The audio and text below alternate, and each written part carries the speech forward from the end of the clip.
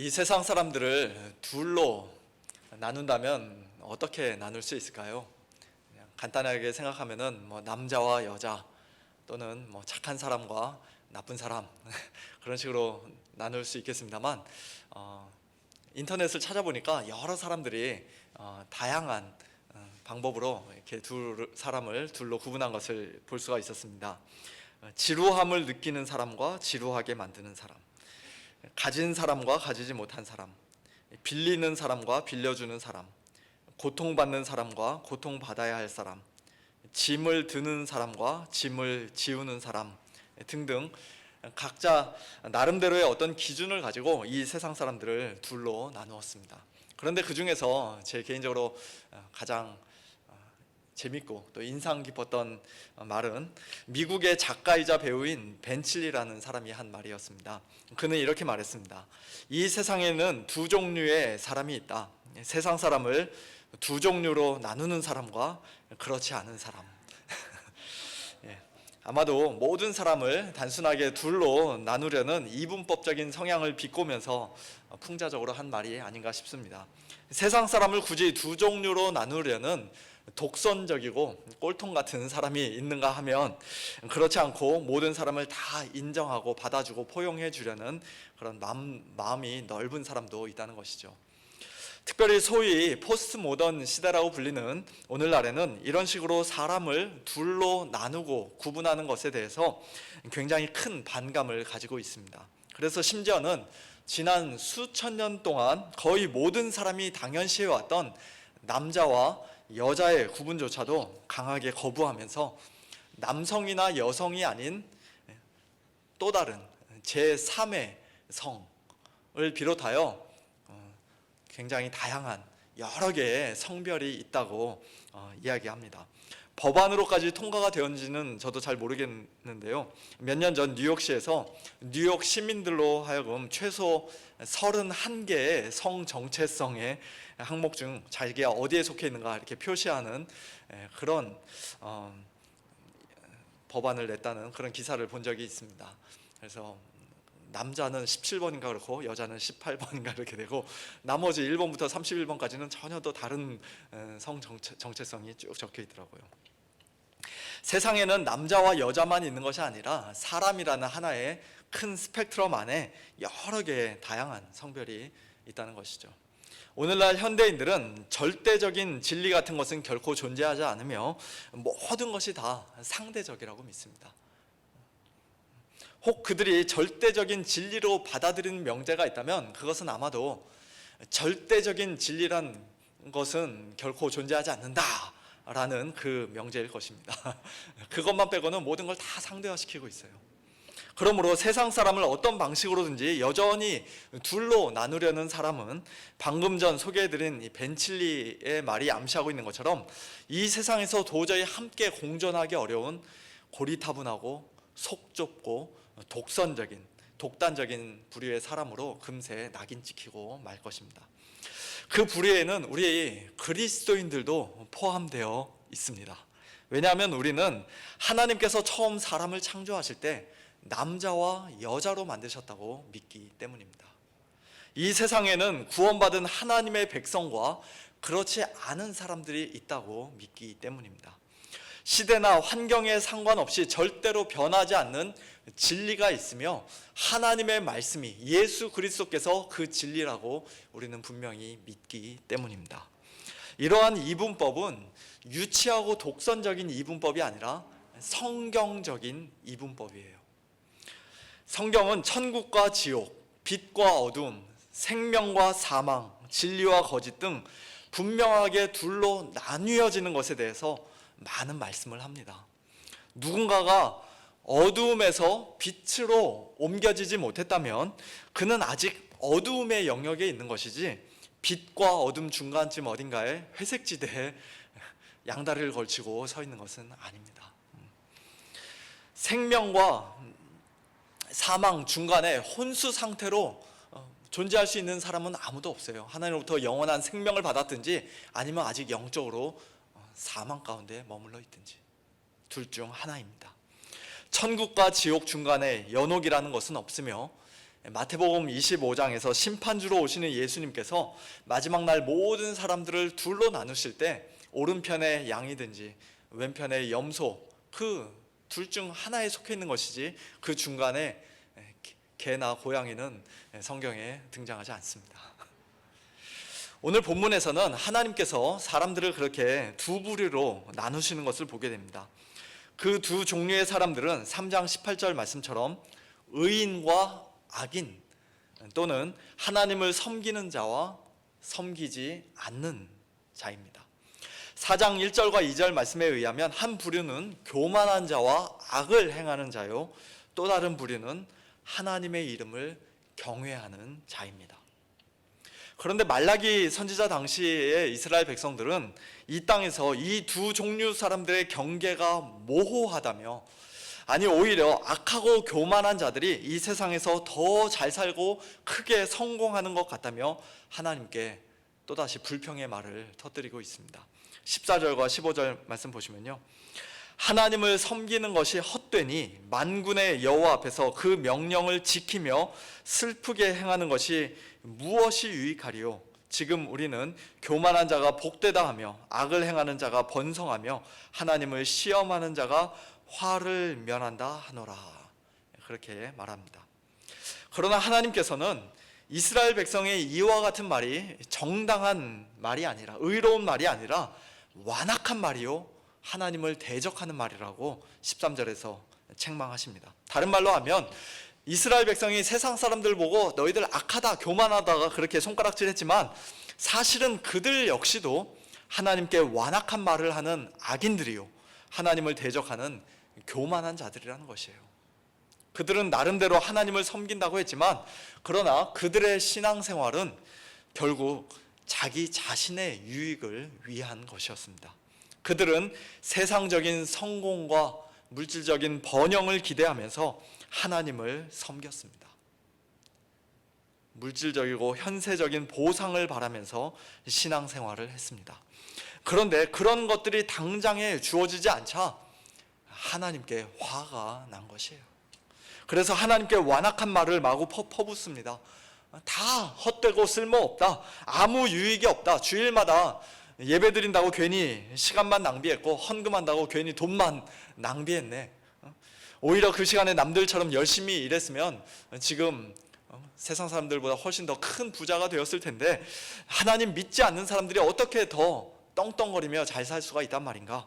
그들은 교만해도 세상에서 성공하고 악을 행해도 자식들 다 잘 되고 하나님을 시험해도 아무런 벌을 받지 않는데 나는 하나님 섬긴다고 하면서도 여전히 이 모양 이 꼴이니 지금까지 내가 헛살았구나. 그것이 그들의 입에서 나온 완악한 말이요 하나님을 대적하는 말이었습니다. 그러나 또 다른 종류의 사람들, 즉 여호와를 참되게 경외하는 자들의 말은 달랐습니다.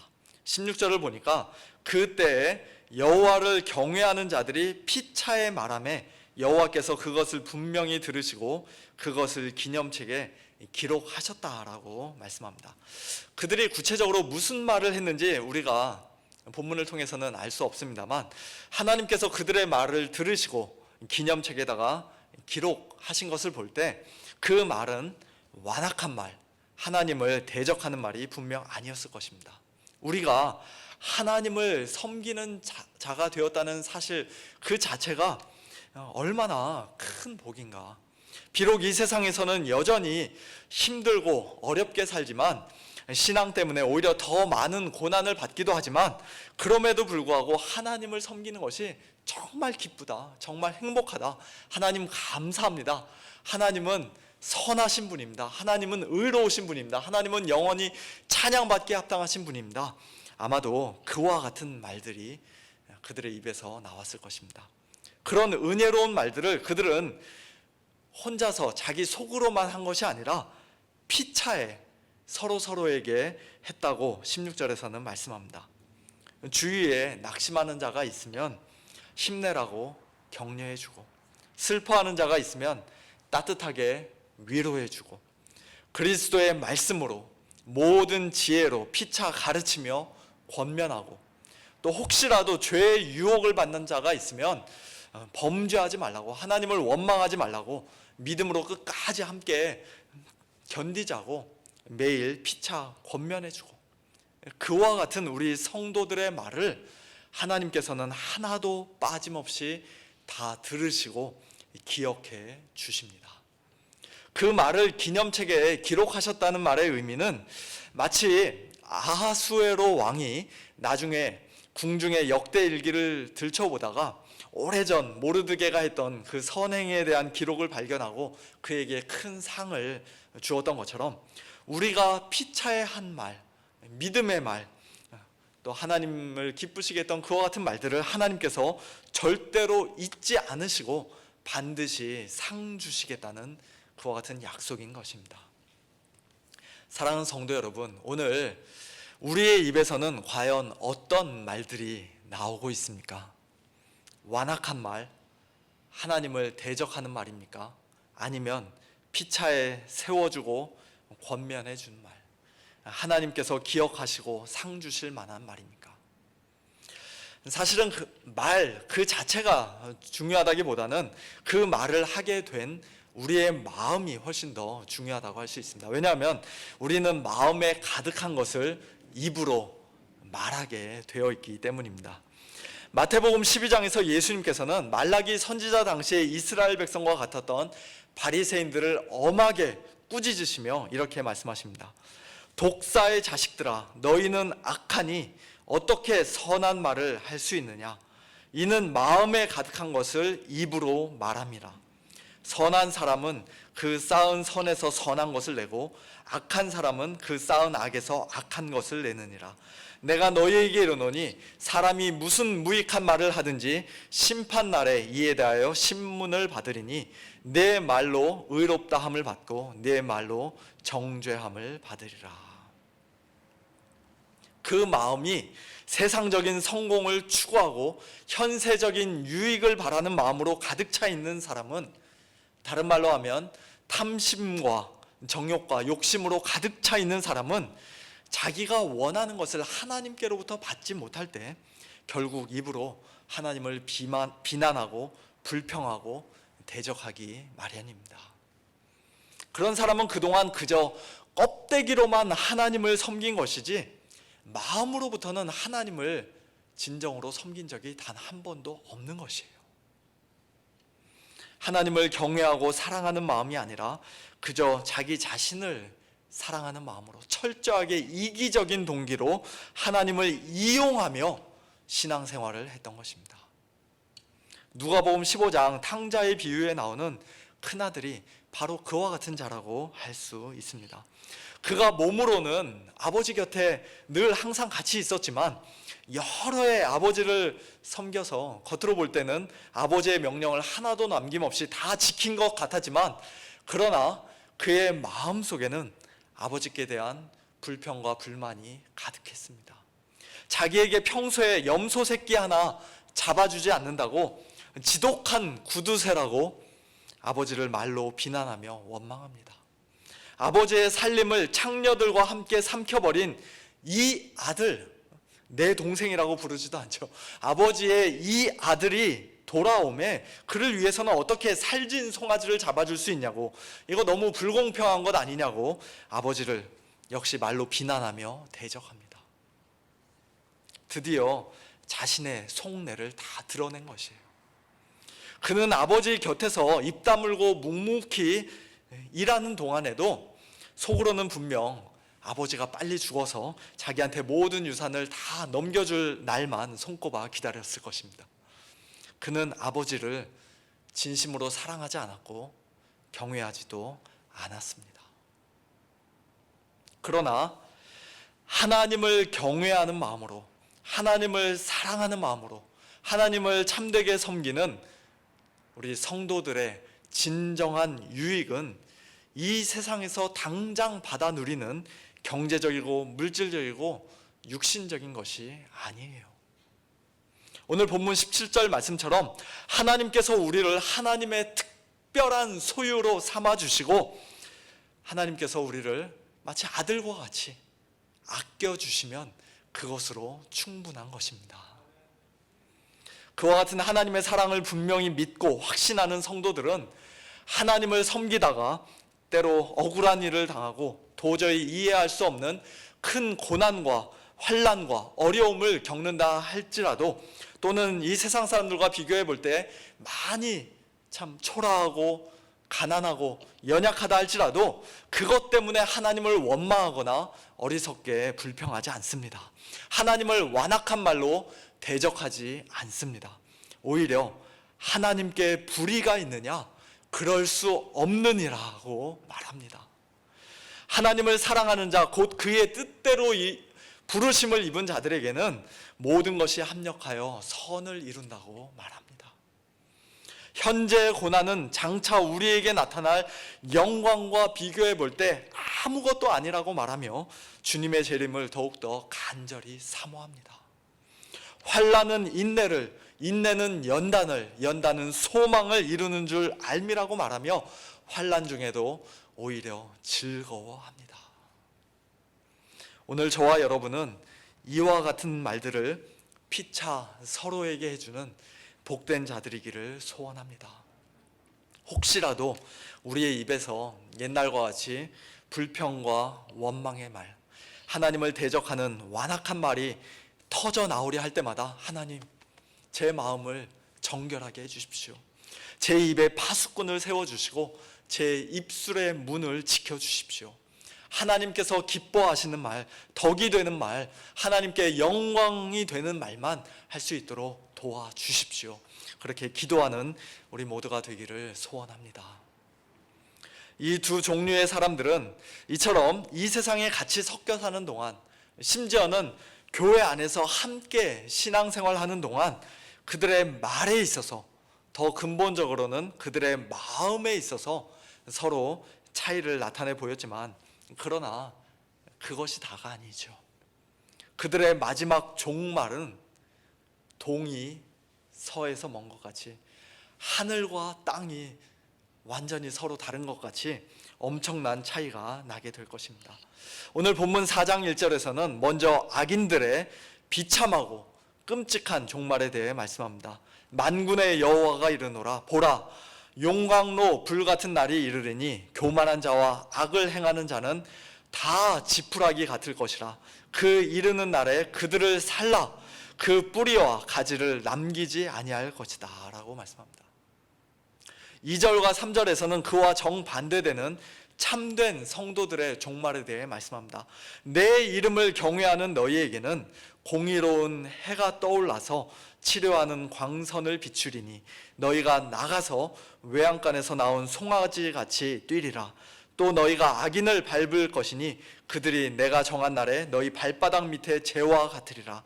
만군의 여호와의 말이니라. 교만한 자와 악인들은 마지막 날 용광로 불에 지푸라기와 같이 다 불살라지고 발바닥 밑에 재와 같이 마구 짓밟힐 것이지만, 하나님의 이름을 경외하는 자들, 참된 성도들에게는 공의로운 해가 떠올라서 치료하는 광선을 비추게 될 것입니다. 그들은 외양간에 오래 갇혀있다 풀려난 송아지와 같이 바깥으로 뛰어나가 거기서 기뻐 뛰놀 것입니다. 오히려 악인들을 짓밟을 것입니다. 공의로운 해가 떠올라서 치료하는 광선을 비춘다라는 말씀의 의미에 대해서는 누가복음 1장 76절 이하에 기록된 사가랴의 찬양을 통해 우리가 좀 더 분명하게 알 수 있는데요. 세례 요한이 막 태어났을 때 그의 아버지 사가랴는 성령의 충만함을 받아 이렇게 예언합니다. 이 아이여, 세례 요한이죠, 네가 지극히 높으신 이의 선지자라 일컬음을 받고 주 앞에 앞서가서 그 길을 준비하여 주의 백성에게 그 죄사함으로 말미암는 구원을 알게 하리니 이는 우리 하나님의 긍휼로 인함이라. 이로써 돋는 해가 위로부터 우리에게 임하여 어둠과 죽음의 그늘에 앉은 자에게 비치고 우리 발을 평강의 길로 인도하시리로다. 돋는 해가 임하여 죄와 사망 권세 아래에 놓여 있는 자들에게 그들을 비춤으로써 즉 생명의 빛으로 이 땅에 오신 예수님께서 우리 죄인들을 위해 죽으시고 다시 부활하심으로써 우리가 죄 사함을 받고 구원을 얻고 평강을 누리게 되는 것을 가리켜서 오늘 본문 말라기 4장에서는 공의로운 해가 떠올라서 치료하는 광선을 비춘다 라고 말씀하는 것입니다. 예수님께서 우리에게 베풀어 주시는 치료는 이 땅에서 무엇보다도 우리의 죄 사함이요, 구원이요, 그리고 평강이지만 마지막 심판의 날에는, 예수님 재림하시는 날에는 우리의 육체까지도, 우리의 몸까지도 온전한 치료를 받아 우리 모두가 다 다시는 아픔과 질병과 죽음이 없는 영광스러운 부활의 몸을 입고 새하늘과 새 땅에서 영원토록 기뻐 뛰놀게 될 것입니다. 사랑하는 성도 여러분, 이 두 종류의 서로 다른 종말 중 어떤 종말을 맞이하기를 원하십니까? 당연히 두 번째 종류의 종말이죠. 예수님을 통해 구원받은 성도로서 이 땅에서부터 하나님을 참되게 경외하고 기쁘게 하나님을 섬기다가 마지막 날 복된 종말을 맞이하게 될 것을 우리는 모두 다 사모합니다. 만일 그렇다면 우리는 이제 하나님의 마지막 말씀에 더욱더 귀를 기울여야 할 것입니다. 말라기 4장 4절 5절 6절 말씀인데요, 이 말씀 이후로 400년 동안 하나님께서 이스라엘에게 이제 더 이상 또 다른 선지자를 보내지 않으셨다는 것을 생각해 볼 때 이 말씀의 무게가 더욱더 실감나는 것 같습니다. 4절부터 이렇게 말씀합니다. 너희는 내가 호렙에서 온 이스라엘을 위하여 내 종 모세에게 명령한 법, 곧 율례와 법도를 기억하라. 보라, 여호와의 크고 두려운 날이 이르기 전에 내가 선지자 엘리야를 너희에게 보내리니 그가 아버지의 마음을 자녀에게로 돌이키게 하고 자녀들의 마음을 그들의 아버지에게로 돌이키게 하리라. 돌이키지 아니하면 두렵건대 내가 와서 저주로 그 땅을 칠까 하노라 하시니라. 모세는 구약 성경의 율법을 대표하는 인물이고 엘리야는 선지자를 대표하는 인물이라고 할 수 있습니다. 예수님께서 변화산상에서 해처럼 밝게 빛나실 때에도 모세와 엘리야가 나타나 예수님과 함께 대화를 나누었던 것을 우리가 잘 알고 있는데요, 오늘 본문에서도 하나님께서 모세와 엘리야를 언급하며 말씀하십니다. 먼저 4절 말씀은 우리가 모세 율법을 잘 지키면 구원받게 될 것이라는 의미는 아니에요. 구약 성경의 역사는 이스라엘 백성이 모세 율법을 온전히 지키는데 결국 끝까지 실패했다는 것을 보여주는 역사라고 할 수 있습니다. 사실 하나님께서는 처음부터 모세 율법을 통해 그들을 구원하고자 하셨던 것이 아니라 오히려 모세가 증거하는 분, 모세 율법 전체가 마치 손가락처럼 가리키며 예표하는 분, 그리고 모든 율법을 온전히 성취하고 완성하심으로써 율법의 마침이 되신 그분 누구십니까? 우리 주 예수 그리스도를 통해 우리 죄인들을 구원하시고자 했던 것이 하나님의 처음부터의 계획이었습니다. 그러므로 모세 율법을 기억하고 하나님의 모든 율례와 법도를 기억할 때마다 우리는 자연스럽게 예수님을 바라보게 되는 것입니다. 또한 5절에서는 하나님께서 선지자 엘리야를 보내겠다고 말씀하시는데, 이 엘리야는 누가복음 1장 17절에서 말씀하시는 것처럼 엘리야의 심령과 능력으로 주 앞에 먼저 와서 아버지의 마음을 자식에게, 거스르는 자를 의인의 슬기에 돌아오게 하고 주를 위하여 세운 백성을 준비하게 될 세례 요한을 가리키는 말씀입니다. 방금 전 모세와 마찬가지로 여기서도 세례 요한이 주인공이 아니라 결국 예수님이에요. 예수님이 주인공입니다. 오래전 엘리야 선지자가 이스라엘 모든 백성의 마음을 하나님께로 돌이키고 겸손히 회개시켰던 것처럼 세례 요한 역시도 그와 같은 막중한 사명을 엘리야의 심령과 능력으로 잘 감당하라고, 예수님 바로 앞서 보내심을 받은 것입니다. 그러므로 사랑하는 성도 여러분, 우리가 이 땅에서 하나님을 경외하는 복된 성도로 살고 마지막 날 가장 영광스러운 종말을 맞이하기를 정말로 원한다면 우리는 또다시 예수님을 바라보아야 합니다. 올 2020년도 우리 교회의 표어를 예수를 바라보자라고 정했었는데요. 올해의 마지막 주일인 오늘 역시도, 아니 우리 인생의 마지막 숨을 내쉬는 그날까지 우리는 끊임없이 예수님을 바라보아야 합니다. 구약 성경을 펼쳐 모세 율법을 읽을 때마다 우리의 완악함과 무능함과 죄성을 하나님 앞에 겸손히 고백하면서 그 모든 율법을 우리를 위해 이미 다 지키시고 완전히 순종해 주신 예수님을 바라보아야 합니다.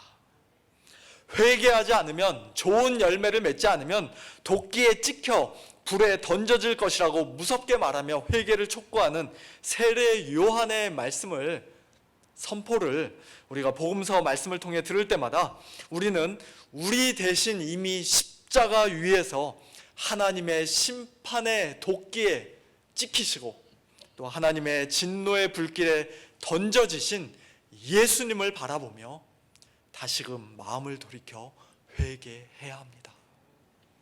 지금 이 땅에서 그렇게 예수님을 바라보지 않으면, 예수님을 참되게 믿지 않으면, 끝까지 돌이키지 않고 회개하지 않으면 두렵건대 내가 와서 저주로 그 땅을 칠까 하노라.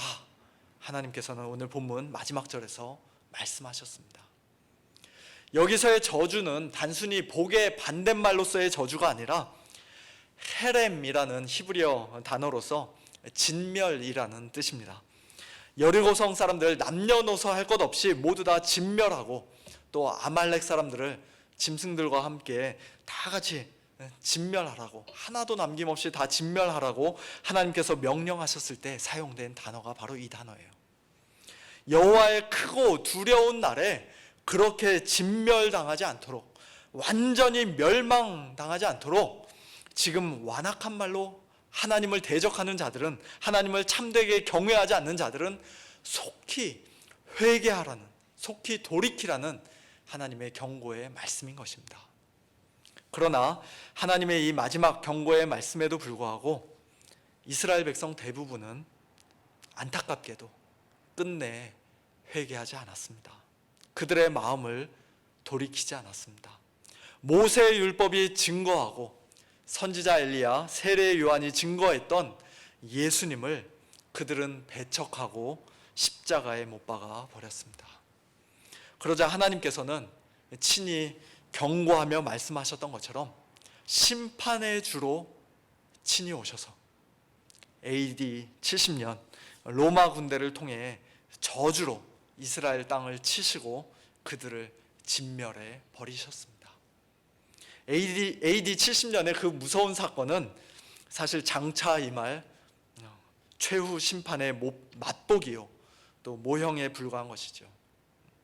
언젠가 이 땅에 다시 오실 예수 그리스도를 끝까지 무시하고 배척하고 주님을 주와 구주로 받아들이지 않는 자들은, 마음을 돌이켜 회개하지 않는 자들은 AD 70년의 그 끔찍했던 사건과는 비교도 할 수 없는 가장 무서운 진노에 영원히 멸망하게 될 것입니다. 사랑하는 성도 여러분, 오늘날의 시대 정신과는 어울리지 않지만 성경은 이 세상에 결국 두 종류의 사람이 있다고 분명히 말씀합니다. 하나님의 이 경고를 받고 돌이키는 자와 끝까지 돌이키지 않는 자, 겸손히 회개하고 예수님을 참되게 믿는 자와 그렇지 않은 자, 하나님을 경외하는 마음으로 하나님을 바르게 섬기는 자와 그렇지 않은 자, 하나님께 사랑받는 자와 미움을 받는 자, 그리고 그 두 종류의 사람들은 결국 서로 다른 두 종류의 종말을 맞이하게 될 것이라고 성경은 말씀합니다.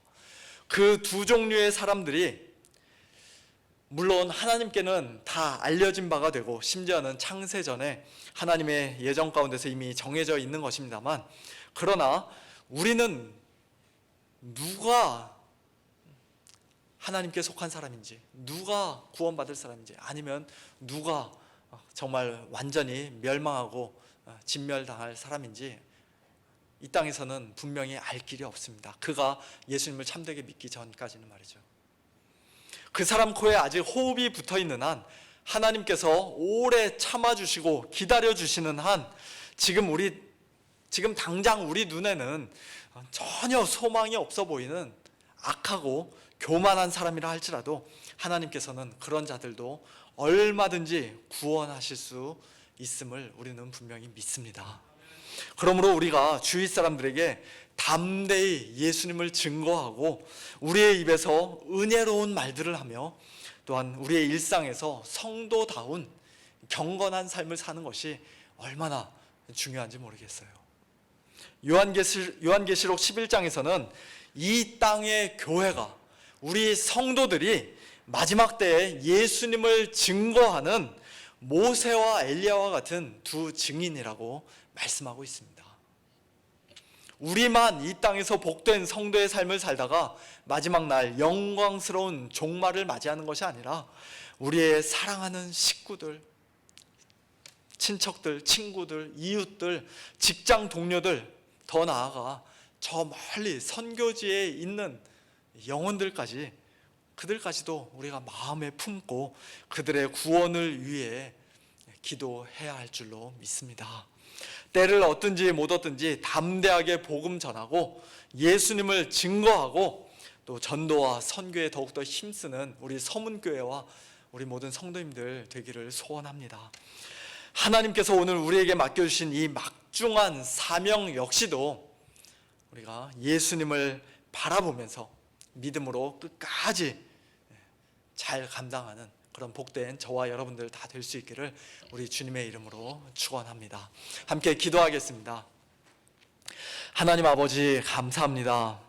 이 세상 두 종류의 사람들 가운데 저희들은 원래 악하고 교만한 자들이요, 또 마땅히 하나님께 심판받아 야 할 그러한 죄인들이었지만, 그런 저희를 위해 예수님을 이 땅에 보내주시고 십자가에까지 내어주심으로써 저희들을 하나님의 특별한 소유로 삼아주시고 저희들을 구원하여 주신 하나님의 크신 은혜에 진심으로 감사를 드립니다.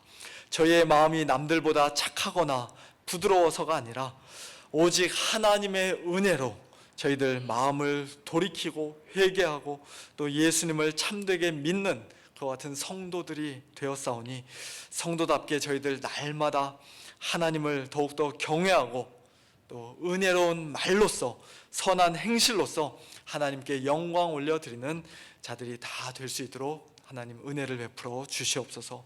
저에게 베풀어 주신 그 동일한 구원의 은혜를 저희의 사랑하는 식구들과 친척들과 또 직장 동료들과 이웃들과 또 심지어는 저 멀리에 있는 영혼들에게까지도 하나님 동일하게 베풀어 주시기를 원합니다. 선교지에 있는 영혼들까지도 하나님 아버지 긍휼히 여겨주시고 그들에게도 구원의 손길 베풀어 주시기를 소원합니다. 그들을 위해 저희들 더욱더 간절한 마음으로 기도하게 하시고 더욱더 열심내어 복음 전하며 살게 하여 주시옵소서. 모든 것 감사드리며 살아계신 예수님의 이름으로 기도하옵나이다. 아멘.